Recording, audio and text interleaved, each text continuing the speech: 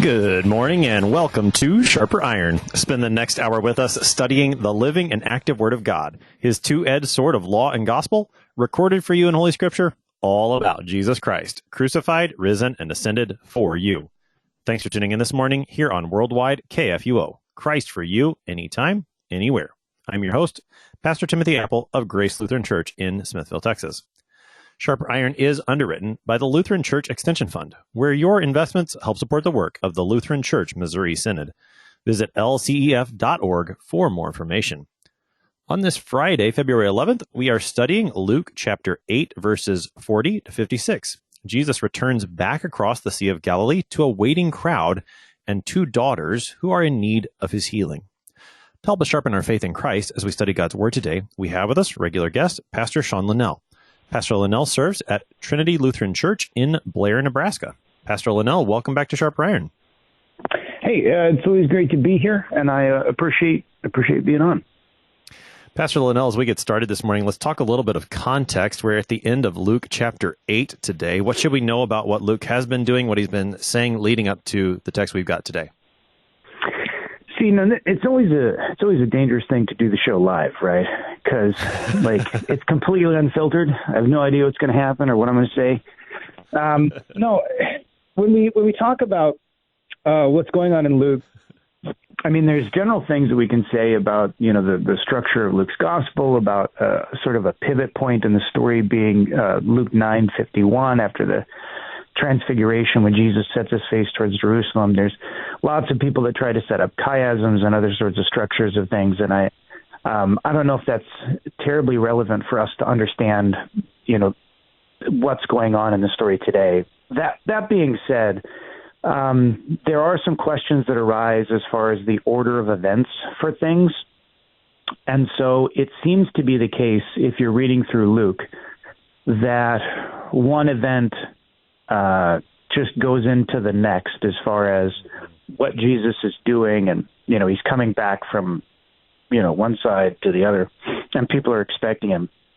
If you read through Matthew, it seems to give a slightly different order of events. And one of the things that we want to say is that it's not always the case in the Gospels that they care so much about the order of events. And this isn't because they're wrong or because they're trying to deceive anybody. It's just not the point of what they're doing. And this is actually pretty common in non-Western literature. What will happen is, say, in Matthew's gospel, for example, it's not organized chronologically. It's organized by discourses. And so what Matthew does is he takes all of these very true events and he puts them together in categories of topic. And so if you're reading through that and it's being taught to you almost like a first catechism, right? Then you understand that the order of events isn't the point, right? And that doesn't mean that the story itself doesn't have a general flow and narrative to it, it begins with the birth and it ends with the resurrection. But when you're looking through and you see things like this, where one gospel has a slightly different order of events than another, or records events that the others don't, or puts them in different places, these are not errors. What it should bring up to you in your head is, okay, why did they put them and organize them this way? What are they trying to show us about how these events are related? About what they teach us and how they build on each other or how they support one another. So without going into too much detail, Matthew records a little bit more about Jesus going and being sort of at Matthew's house, and Matthew is also a tax collector by the port, and so there's some business that Jesus wraps up, before they kind of go out on these things. And so just as you're reading through, or if somebody brings this up to you and they're like, well, see, the order of events is different, that's not actually a big problem. It just isn't, because that's not what they're concerned with. And the thing that you should ask yourself more than anything else is not, oh, how did they get it wrong, but what are they trying to tell me in putting these events in order like that? So with Luke, then, who records immediately prior to this, and I believe Mark does the same, the healing of the man with the demon on the other side of the sea. What's Luke up to in the way that he's ordering his events here? Well, for Luke, he's really driving it, at a story and at in a journey sort of capacity, right? Like this is as Luke is writing, and some people have suggested really that Luke is a little bit more of a Gentile focused gospel than Mark or Matthew is, right? That Luke was written really as a supplement, not as a supplement, but as a support to some of what Paul is doing, right? And that doesn't make it Paul's gospel or something like that, but meant for sort of Paul's journeys. And so the story is presented in a much more narrative kind of form like that, and it flows. And with that, I think we're driving towards the transfiguration as sort of the middle climax of the gospel. And this story is about resurrection. And there's three resurrections that Jesus does. If we're talking about the widow at Nain, we're talking about Jairus' daughter, and we're talking about Lazarus. But in this, we're driving towards and we're building towards the transfiguration as a preview of Christ's own resurrection from the dead. And so there's a number of other things that Jesus is doing as he's traveling through, but for us, walking along with him on this journey, it's moving us towards this climactic preview of Jesus' own resurrection and showing us a slightly different build-up. Because we're going to talk about this later, but this resurrection is a resurrection from the dead, no doubt, but it's not the same as the one that we are looking for. It's not the same as the one that Jesus himself is going to be the first fruits of, but it's a stepping stone to get us there. And in a very, I want to say artistic way, but in a very narrative way, he's building us towards that. So it's creating this momentum for us, among other things. Sure, yeah. One of the things about this account, and I think this is, even though it's not in the same order as to where it's placed, say in Matthew and Luke, in Matthew, Mark, and Luke, where this account is given, you do have these two accounts coming together in this almost like a sandwich form, where you find out something about Jairus' daughter. You've got the woman in the middle who kind of interrupts the story, and then you come back to Jairus' daughter. And so this is at least for when I read through the Gospels, this is one of my favorites, the way that it's structured and what that says about these two women that Jesus will encounter and how he helps them and what that means for his ministry as a whole. So any more introductory comments before we jump into the text? Nope. All right. We're in Luke 8, beginning at verse 40. Now when Jesus returned, the crowd welcomed him, for they were all waiting for him. And there came a man named Jairus, who was a ruler of the synagogue. And falling at Jesus' feet, he implored him to come to his house, for he had an only daughter, about 12 years of age, and she was dying. As Jesus went, the people pressed around him. And there was a woman who had had a discharge of blood for 12 years.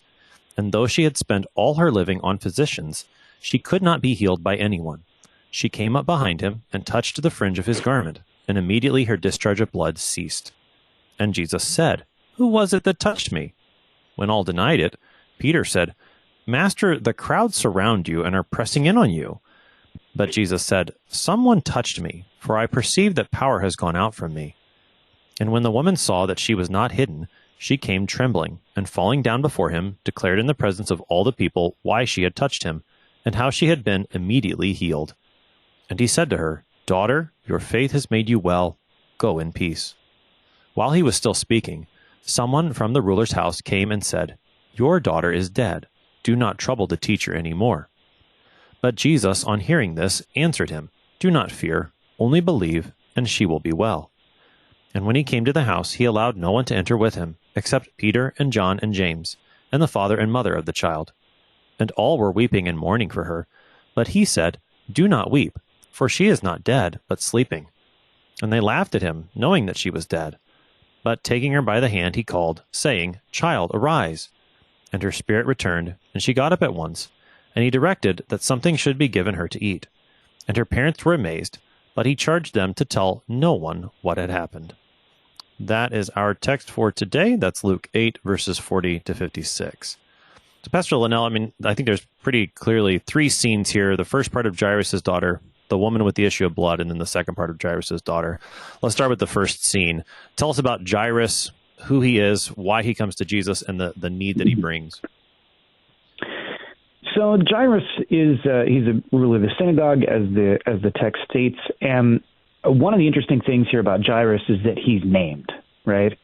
And the thing about naming people in the Bible is when you are reading the Bible and something is in there, you ask yourself, well, why is this in here? Why did they record this? And the first answer is always because it's true, because that's what happened. But there are people in there and things happen. The woman, for example, and they don't record her name. There are different pseudo-apocryphal texts or writers that will offer a name for this person, but the Bible doesn't. And the Bible doesn't for a couple of reasons.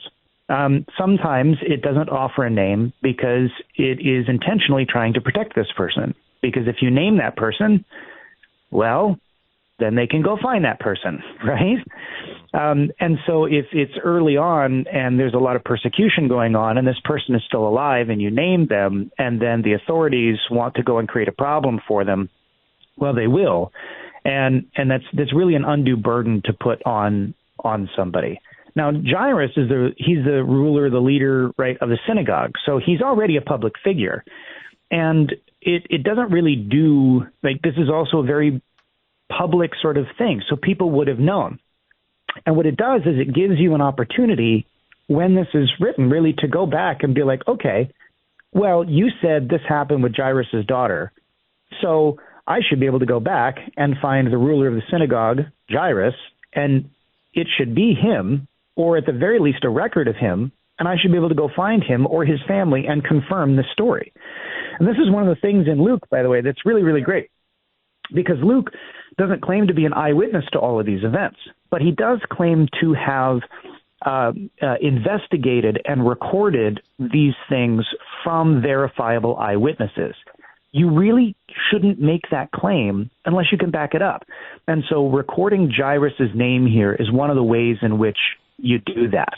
And it makes the Bible pretty unique among, for lots of reasons the Bible is unique, but this is one of the things that makes the Bible unique, not only among historical texts, but especially amongst religious texts.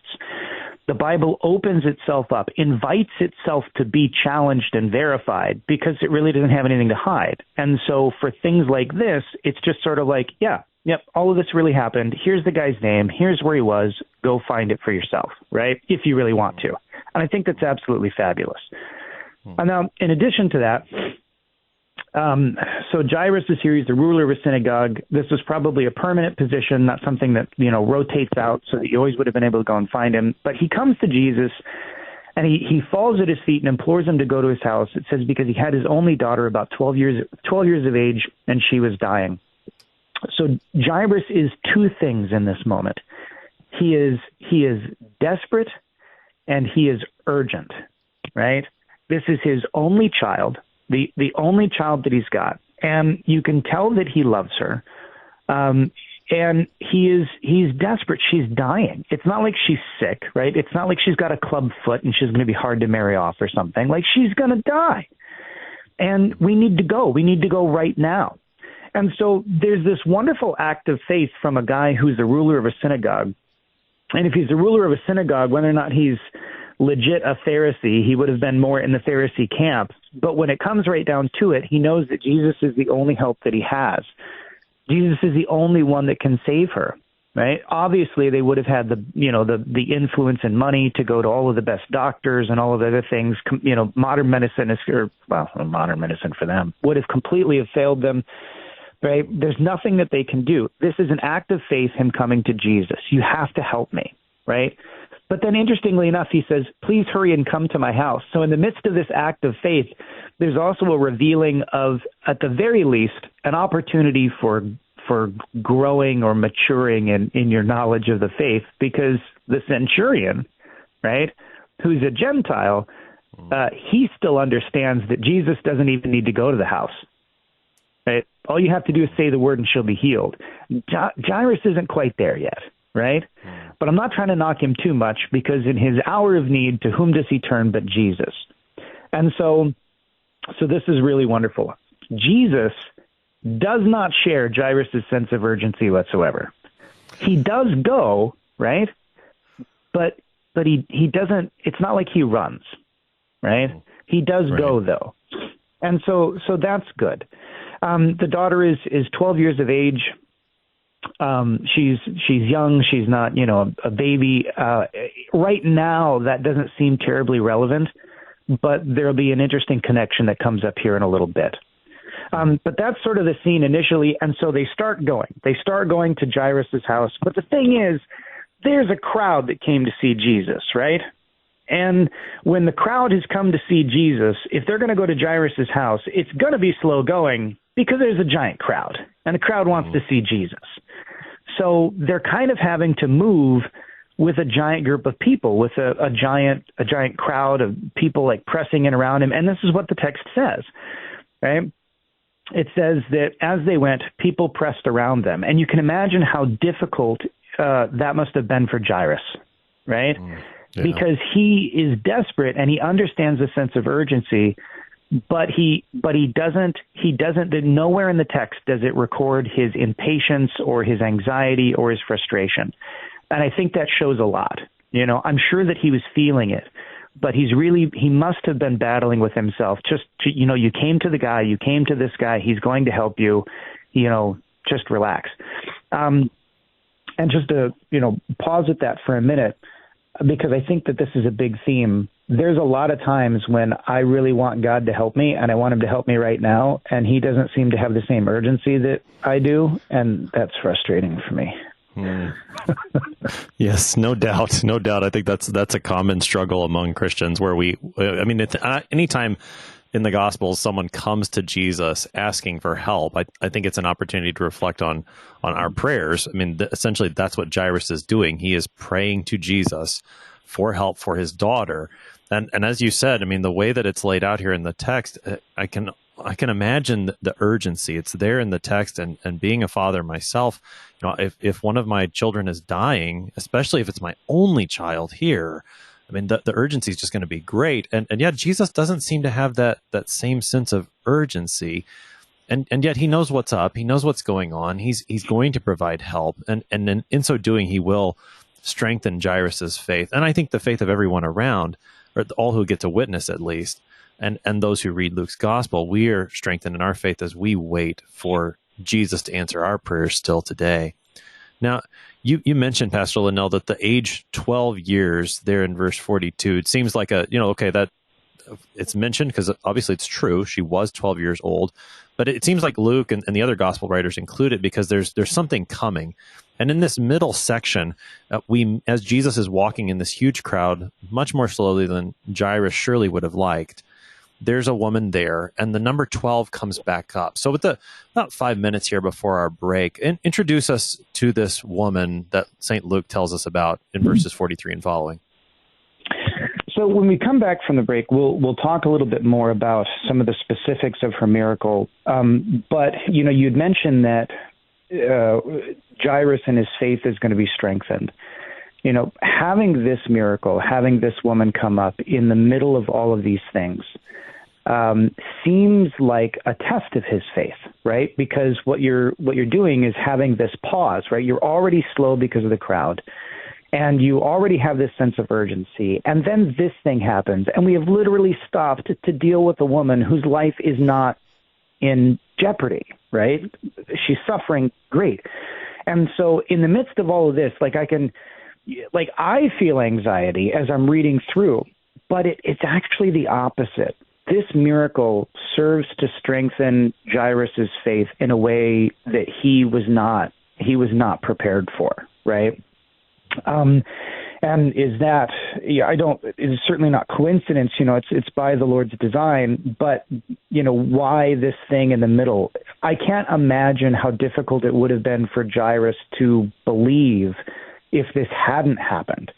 And so as this woman is coming up, there are these things that seem sort of incidental, but what they do is they make the woman very relatable to Jairus so that he can draw connections from it. And we can talk about, numerology and different things with the number 12 and why does it come up and other things like that. But this woman, it says that she was suffering and had been suffering from a discharge of blood for 12 years, right? So her suffering and her ailment has been there really the entirety of Jairus' daughter's life. And as they're going through this miracle, you have a woman that's coming up, and she's suffering, and Jesus is talking to her, and he speaks to her at the end. He says, "Daughter, your faith has made you well." She's been suffering for 12 years, and Jairus, he is all consumed in his thought about his daughter right now, and there's no way that he doesn't make those connections between this woman and his daughter. And it doesn't talk about so much his internal monologue about whether or not he was frustrated at first and then felt compassion for her and then other things. But at the end of it, there was a woman who comes up and she is suffering. She is in several ways relatable to his daughter, and Jesus heals her in the midst of all of these things. And so Jairus gets to see firsthand a miracle that Jesus does.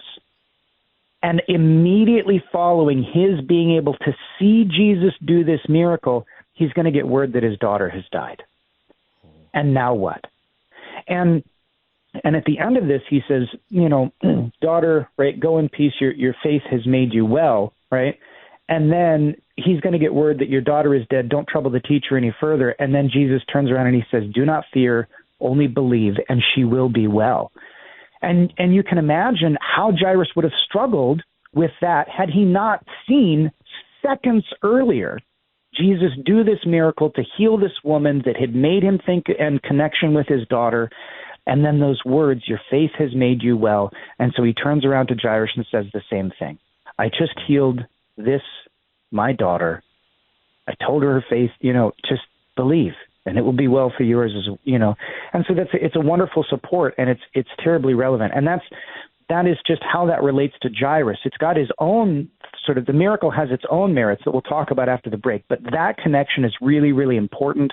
And what a wonderful gift of God's divine providence to interrupt us, to interrupt Jairus, even as he waits and struggles waiting for the Lord, that he had something to show him that he really needed in that moment.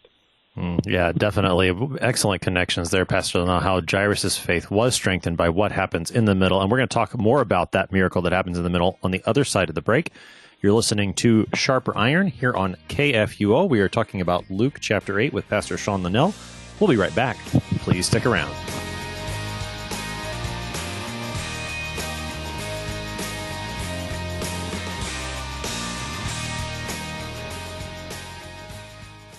Did you know that Lutherans are helping new American immigrants get settled? How about struggling church workers in need of support and refreshment? And we assist at-risk children and provide disaster response to hurricane victims. Through LCMS recognized service organizations, we are doing all this and more. I'm Rahema Kavuga of Lutheran Church Extension Fund, and I don't want you to miss out on hearing what your brothers and sisters in Christ are up to. Visit interesttime.org to see how your support gives life to these works of mercy and love. Welcome back to Sharper Iron. It is Friday, February 11th. We are studying Luke chapter 8, verses 40 to 56 with Pastor Shawn Linnell. He serves at Trinity Lutheran Church in Blair, Nebraska. Pastor Linnell, prior to the break, we were talking about Jairus. He comes to Jesus with great urgency. He's desperate. This is his only daughter. Jesus is going slower than I think most parents would have liked. Perhaps Jairus is there too. Jesus, though, in this interruption, gives Jairus something to cling to when he gets the news that his daughter is dead. That's where we left it. Let's talk more about the specifics of this miracle in the middle.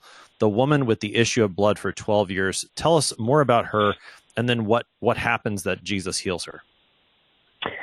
See, if you're listening at home, you really got to give Tim here a lot more credit. See, he is supposed to get like a list of bullet points and all sorts of things for us to talk about. I don't ever send him anything. And he does a really great job of like directing us in a way that, that makes sense and is edifying. And I appreciate the talent that God has given him. So here we're talking about this woman that comes to Jesus with a discharge of blood. And so to take that miracle on its own for a little bit, right? You have this woman who is bleeding, and she's got 12 years of bleeding. And immediately we're sort of drawn to ask, how does that work, right? Like, what is that? And I know that there are people and commentators and stuff that have different views and things like that.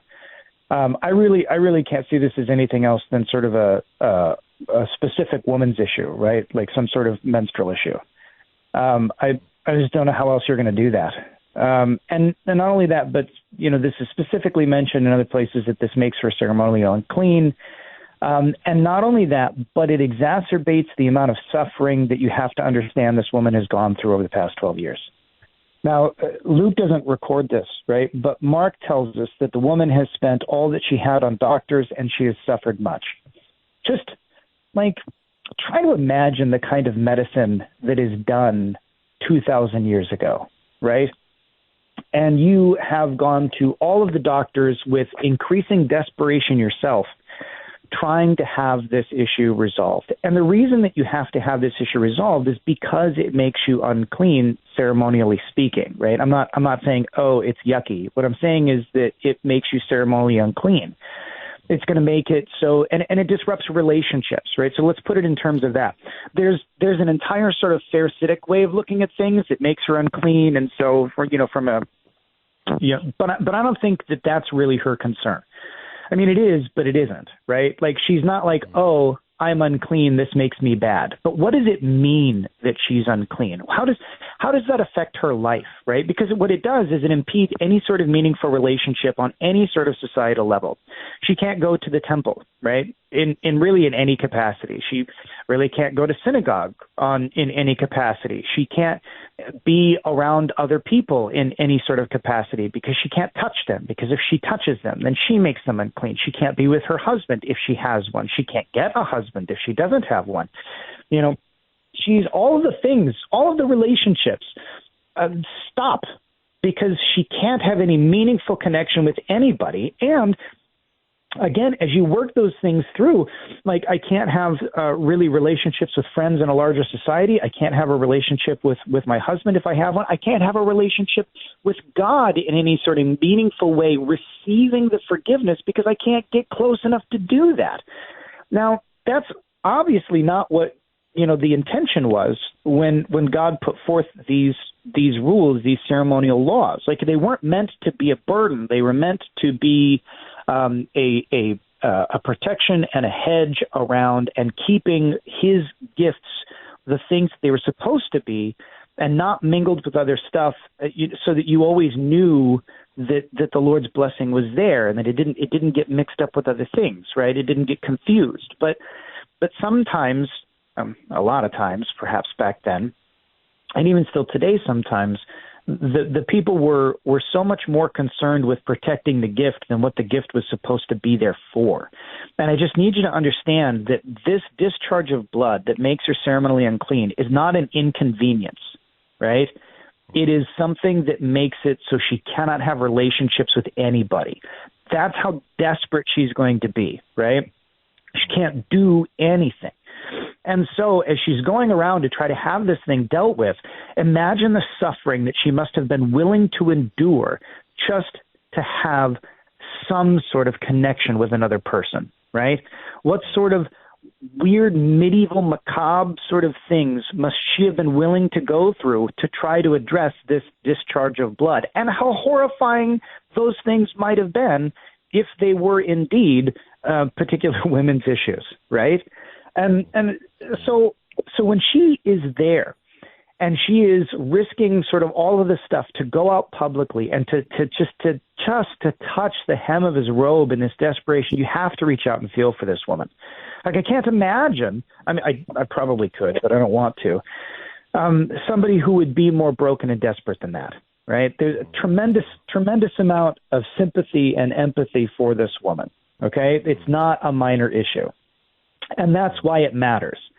It matters because in a very sort of human way, it adds weight to this miracle, and also because it's the kind of mercy, the kind of grace that we receive from the Lord. You know, he didn't just do a parlor trick. He saved everything for this woman. And so, you know, so she comes up behind him and touches the fringe of his garment. And we could talk about, you know, the manner of traditional garments, and they would have had sort of tassels and different things that were behind them. And so it's, you know, she's grabbing onto basically one of these tassels, things that were traditional, you know, Jewish garments at the time. And the discharge of blood ceases. And then Jesus turns around and he says, "Who touched me?" Right? Now, I read that, and I love Peter, because Peter always says what I'm thinking. Right? We have a little thing in church too, because it's always Peter, and so usually it comes up here, and then I'll say something like and Peter, and then everybody goes, because it's always Peter. It is always Peter. It's great. So Peter says, "Master, the crowd surround you and are pressing in on you, but somebody touched you." Of course they did. I probably touched you. There's 100 people that touched you. What do you want? But of course that's not what Jesus means. He means, who touched me with this specific purpose in mind, right? You know, who came up and intentionally touched me for this particular reason and faith. And, you know, and everybody had denied it, and, you know, because they didn't. And so when the woman saw that she was not hidden, she came trembling and fell down before him and declared in the presence all touched him and the like. But it brings up two interesting questions, right? And the first is that how miracles work? Like you run up and you kiss the feet of the statue, you touch the shroud, you do whatever, some sort of weird artifact, and like it instantly makes you well because you've imbued the water with grace? Like, is that how that works? And the answer is, of course not. Because there were tons of people that were running around touching Jesus, and it's not like, oh, I bumped into Jesus and now I don't need braces, so I guess I can go home, right? Like, that's not how it works. So this thing did not happen without Jesus' will or his wanting. Mm-hmm. This thing did not happen without Jesus' knowledge, right? Jesus knew, and he knew the woman, he knew her problem, he knew that she touched her, he knew the faith with which she came, and he did this for her, right?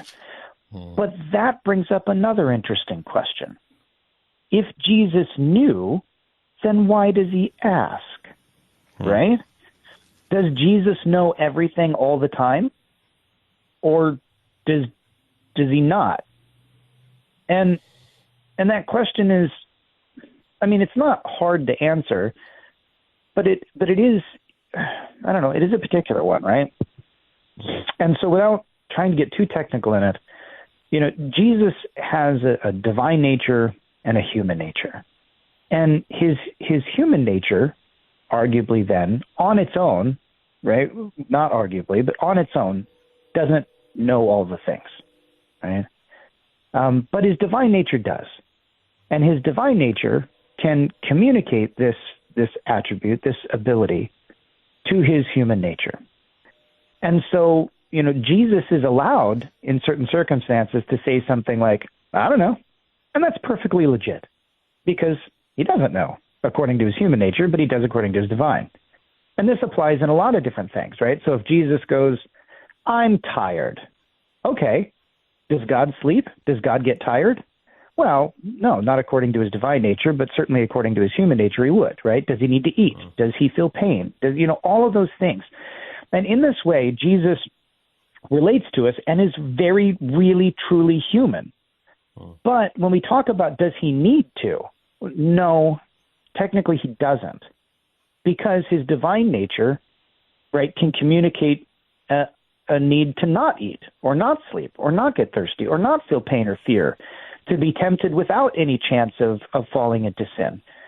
Now, you'd say, well, yeah, but that in itself raises up sort of weird problems when we're talking about whether he knows things, because, like, how can his divine nature know things but his human nature not know things, but they still be one person and him not have, like, two separate minds about stuff?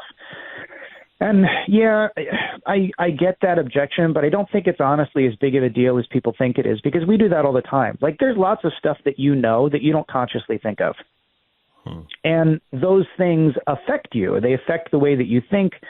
They affect the way that you act in sort of a subconscious way. Now, I'm not saying that that is what's going on with Jesus. What I'm saying is, if you as a human being have something that works like that, why does it freak you out that God might have something that's better? Right? You know? Right. Like, God's... So even if you can't understand it, I just don't think that it's that far outside of the realm of possibility, and it explains a lot of things. Interestingly enough, though, it's just not what Jesus is doing here anyway. So I've wasted like 5 minutes of our time. What Jesus is doing here, though, is asking a question that he absolutely knows the answer to, and God does that a lot also. When God shows up in the Garden of Eden and he says, Adam, where are you? Like, what, like he doesn't know? Well, no, so why would God do that? Why does God ask questions that he already knows the answer to? And the answer to that is really simple, because how do you have a relationship with somebody if you don't? You know, there's lots of stuff that I know, and I still ask my kids.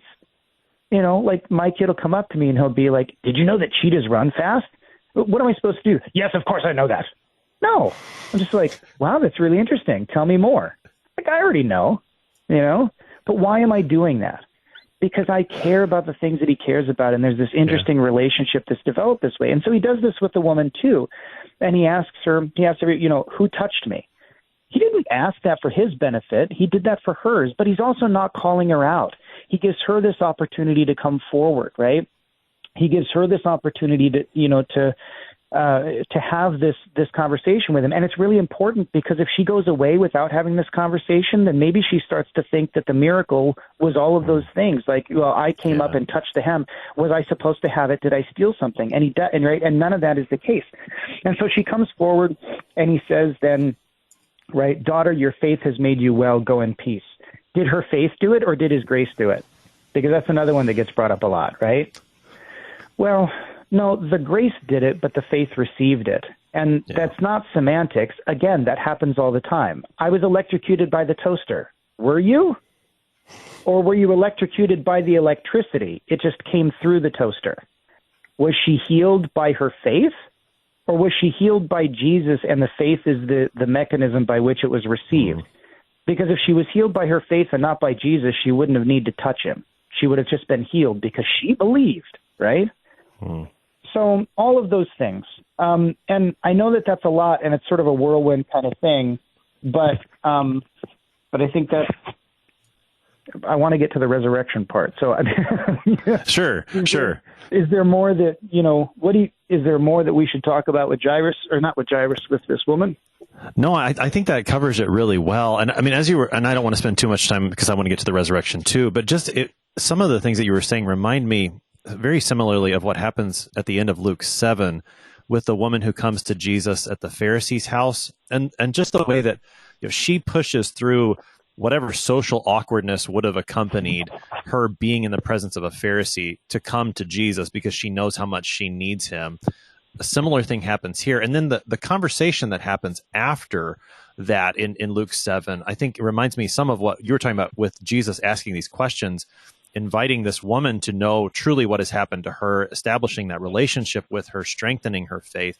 But then also what we were talking about earlier, to transition now to Jairus, that this conversation that Jesus has with the woman, that's going to strengthen Jairus's faith, as we already said. So let's move then to what happens. You know, Jesus says in verse 48, daughter, your faith has made you well. Go in peace. And then in verse 49, Jairus hears, your daughter is dead. I've always, when I try to imagine this text in my head, I kind of imagine Jesus saying the word daughter to the woman at the same time that Jairus is hearing the word daughter from his messenger. And it's almost like, you know, so the heart-wrenching scene, and yet here comes Jesus. He's just as I think you said earlier, Jesus is the only help that there is for Jairus. That is even more true at this moment. Take us into the final scene. So as Jesus is finishing his conversation with the woman, you know, it says that while he was still speaking, so like you said, while he was still speaking, someone from the ruler's house came and said, your daughter is dead. Do not trouble the teacher anymore. There's so much in the text with so little words. And a lot of it is relationship oriented and person oriented. And one of the dangers that we have when we read a text is putting ourselves into it, putting our own understandings or things into it when the text doesn't say. But one of the pitfalls that we also have is sterilizing it so much that these cease to be real people with real concerns and real human interactions. And then everything becomes a lesson or some sort of rule or moral of the story for me. And then you lose the relationship aspect of it, and we become, in a sense, like Pharisees, so focused on what the word says for me and how I relate to God and I'm right with him, that you just miss the spirit of the text. And there has to be a balance there. If you look at these things, like, how can it not? How can you not see Jairus and see this woman and see the relationship that's being developed between them and Jesus, their struggles and their pain? And while he's still speaking, he hears this, your daughter is dead, do not trouble the teacher anymore. And whether or not the messenger intended to or not, there is a temptation there with that word teacher to focus on a different sort of relationship. Because if Jesus truly is a teacher, then he has nothing to offer you. Like if Jesus is only a teacher, he has nothing to offer you. But if Jesus was only a teacher, then you never should have gone to him in the first place. And so whether or not this word is said with any sort of venom, you trouble not the teacher any further, or whether it was said innocently, but honestly, without understanding, is irrelevant. The fact of the matter is it's a temptation to see him as a teacher and not who he really is. And so this miracle that Jairus was able to witness then, and hearing those words right together, Jesus, on hearing this, answered him, "Do not fear, only believe, and she will be well." And this "do not fear" is a word of absolution.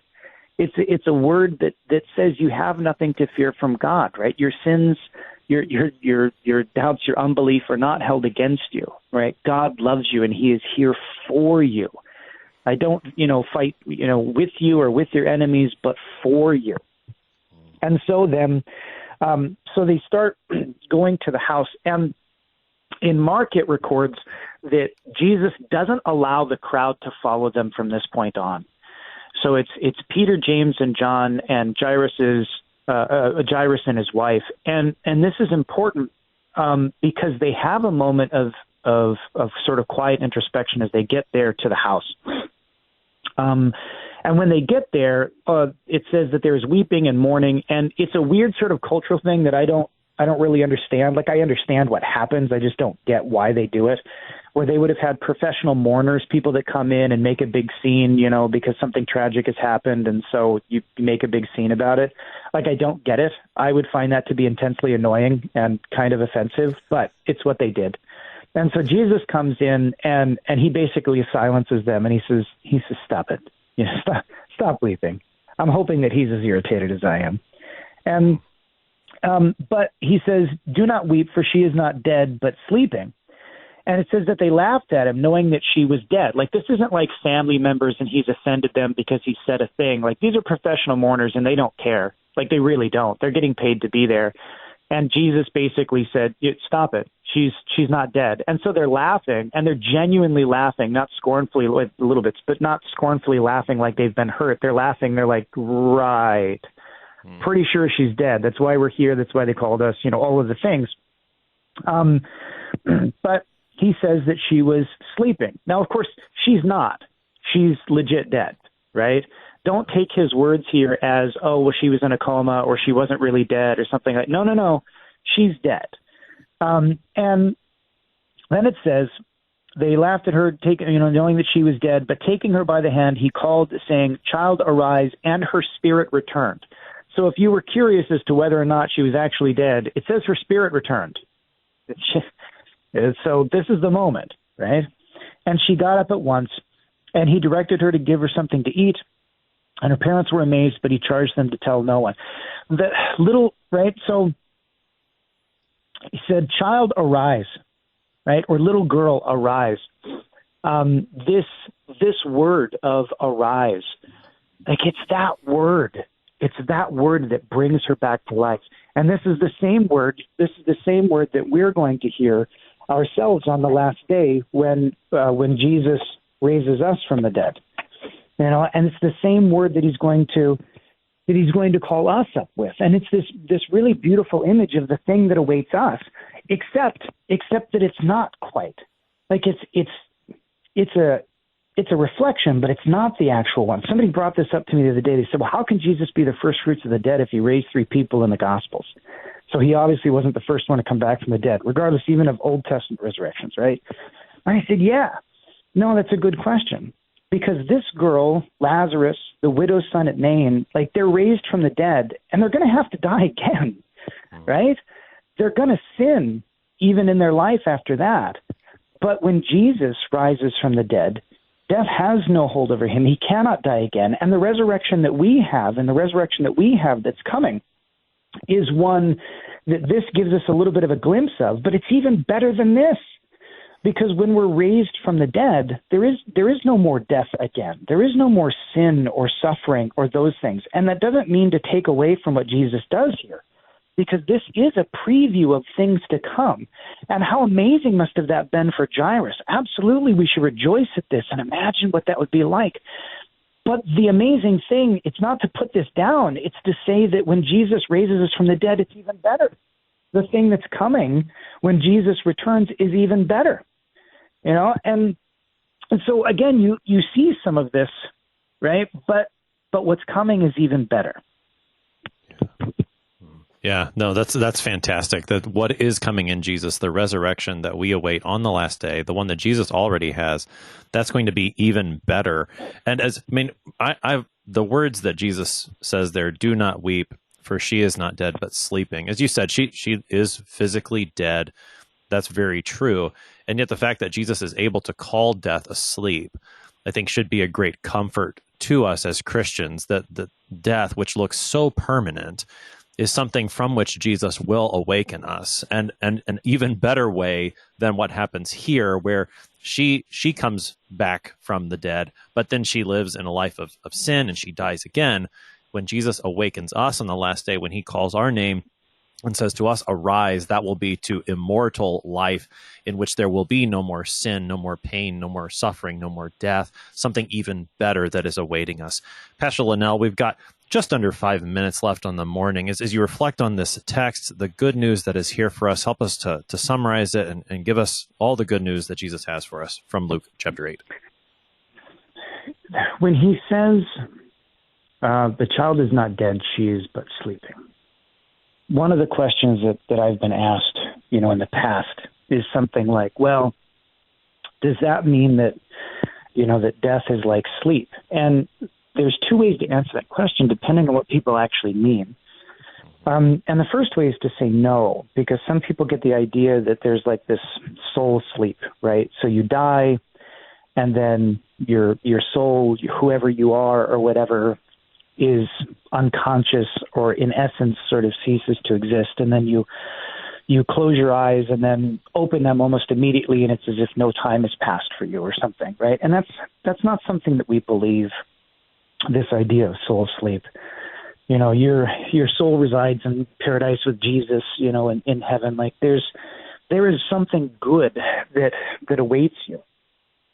But also, yeah, it is like sleep. We prepare for death like we prepare for sleep, so that we can prepare.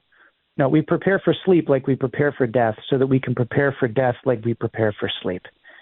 When we go to bed at night, we do this with a preparation as if we would not open our eyes in this mortal coil again. We ask for forgiveness. We kiss our loved ones. We pray that the Lord would protect us and keep us, and all of these things. And we do this every single day, so that when that last day comes, this is not something new. We've trusted the Lord every single time that we've closed our eyes, that we will open them again at the rising of the sun.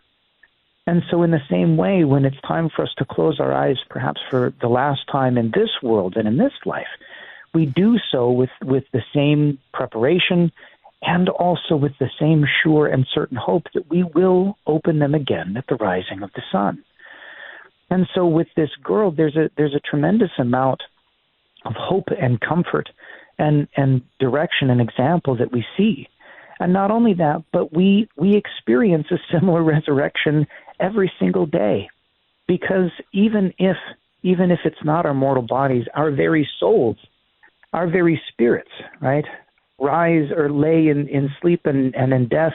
And it's only the gospel that daily causes a new man to rise and to live before God and to try to serve. Each and every day, the old sinner in us, the brokenness that we have, the sinfulness, the selfishness, the idolatry of lifting up ourselves should be laid down into death, that Jesus might come to us and tell us to arise and to do this and bring us to his meal and to his table and to feed us and to restore our relationships and to give us hope. And so this thing that we see with Jairus' daughter is something that we should live in each and every day in anticipation of that great and last day when we will be raised to a true resurrection from the dead, which has no end, which has no more sin and suffering, which is once and for all, and which is found only in Christ Jesus, who is the first fruits of the dead, our hope and resurrection, our eternal life. Pastor Shawn Linnell is pastor at Trinity Lutheran Church in Blair, Nebraska, helping us today with Luke chapter 8, verses 40 to 56. Pastor Linnell, thanks for being our guest today. I am your host here on Sharper Iron, Pastor Timothy Appel of Grace Lutheran Church in Smithville, Texas. If you have any questions about Luke chapter 8 or any comments on the text, please send an email to kfuo@kfuo.org. You can also use the open mic feature on the app to send a message to us. We always love to hear from you. Thanks for spending the morning with us. Talk to you again next week.